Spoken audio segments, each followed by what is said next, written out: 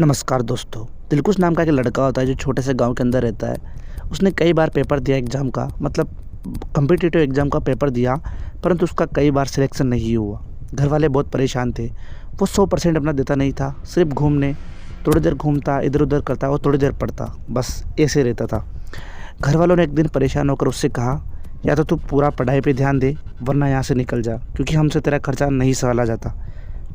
ये बात उसने शायद दिल पर ले ली, तो उसने उसी समय अपना घर खाली कर कर वो शहर के लिए निकल गया। करीब-करीब 25 साल का था वो। तो वो शहर के अंदर आया। उसने एक छोटा-सा एक घर था, उसके अंदर रूम के लिए पूछा, तो उन्होंने रूम के लिए मना कर दिया। परंतु उसने पूरी घटना बताई कि उसने झूठ बोल दिया कि मेरे कोई घर वाला कोई नहीं है और मेरे को काम करने के लिए रहना है यहाँ पे।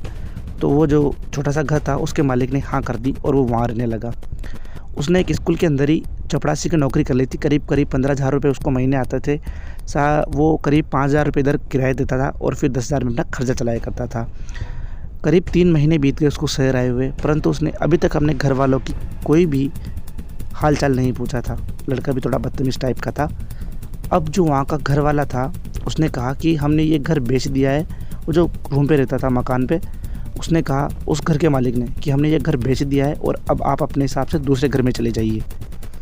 ये सुनकर दिलकुश ने थोड़ा तो अजीब लगा, परंतु उसको अब 3 महीने हो गए थे शहर आए हुए। उसने कहा ठीक है, मैं और जगह कर लूँगा। तो उसने अपना रूम खाली कर दिया और कई दूर उसने शहर के अंदर एक मतलब बड़ा सा होटल था, वहाँ पर अपना रूम लिया। उसका रूम था वार्ड नंबर 355। उसने जब पहली बार वो उस रूम के अंदर गया तो इतना भयानक रूम था, हद के बाहर। बहुत गंदगी, कीचड़ और अजीब-अजीब से जाले। पता नहीं कैसा रूम था, जैसे कि कोई यहाँ पर आदमी नहीं, कोई अलग रहता हो, कोई इस दुनिया से अलग। उसने सोचा साफ़ करता हूँ, कोई बात नहीं, मिल तो गया। उसने साफ़ किया उस रूम को। साफ़ करने के बाद अच्छा चलक भला कर दिया। जब वो पहली रात वहाँ पर सोया उस रूम के अंदर, करीब 11 बज रही थी रात की, तब वो सोया। वो अच्छे से नींद में था, तो किसी ने उसे इतना ज़ोरदार धक्का दिया कि वो बेड पे से नीचे गिर गया। उसने जब चारों तरफ अपनी आँखें दौड़ाई तो आस-पास कोई भी नहीं था। उसके बाद उसको खिड़की खुली हुई दिखाई दी। उसको अब पूरा होश आ चुका था कि किसने धक्का दिया है मेरे, परंतु उसको कोई दिखाई नहीं दे रहा था। खिड़की खुली हुई थी। करीब 15-20 सेकंड बाद कुत्ते ज़ोर-ज़ोर से भौंकने लगे, इतने ज़ोर से कि उन्होंने कुछ अलग देख लिया हो। परंतु दिलकुश चुपचाप होकर सो गया। दूसरे दिन की बात है, फिर उसके साथ किसी ने ऐसे धक्का दिया, परंतु वो अभी इस बात को सीरियस नहीं लेता था कि उसका मन का वहम होगा। एक दिन की बात है, उसके स्कूल की छुट्टी थी, ताकि वो चपरासी का काम था ना उसका, तो उसकी छुट्टी थी स्कूल की, तो स्कूल नहीं गया। वो दिन में अपने रूम पर ही था, तो उसने एक हॉरर मूवी देखी थी। हॉरर मूवी देख रहा था, बीच में ऐड आ गया। ऐड आने के बाद वो उठकर सुसु करने जा रहा था।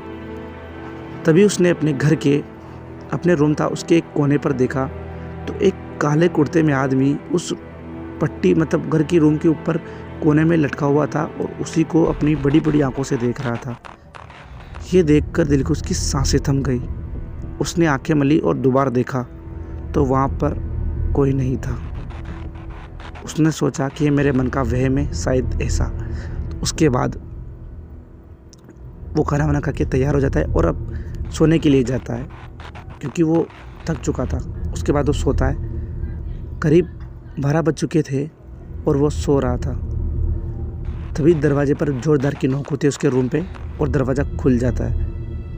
दरवाजे के चारों तरफ देखता कि कौन है, उसको कोई भी दिखाई नहीं दिया। वापिस सो जाता है वो।